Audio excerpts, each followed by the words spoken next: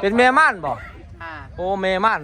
ม่านแรกมือล่ะผู้บ่าวเวียดเขาเจ้าขอถาม บ่าวเวียด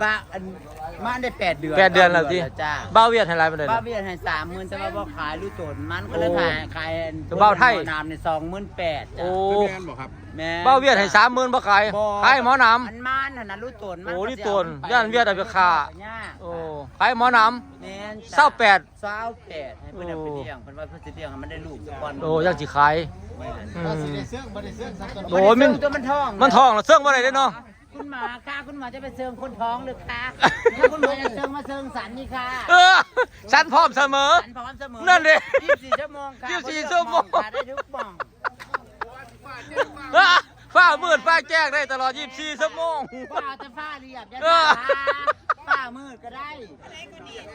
28ผู้บ่าวเวียดให้30,000เพิ่นบ่ขายเพิ่นขายหมอน้ำมันจะว่าบ่ขายเพราะว่ามันมันท้องมันท้องไหมแต่ว่ามันเสื่องอีกบ่ได้แล้วมันม่านแล้ว แม่นจ้านอกจ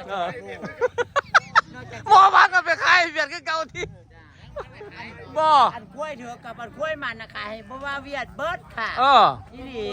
อันนี้มันอันนี้ไม่ดีนะไปเวียดเบิร์ดเนาะแต่เขาสิเฮ็ดแต่ถ้าสิเฮ็ดอันมันมีลูกที่ตัวมันมีลูกรู้ตัวมันโอ้ไว้คนไทยเพิ่นว่างามๆแล้วเนาะกล้วยบะจอยเนาะโอ้เอา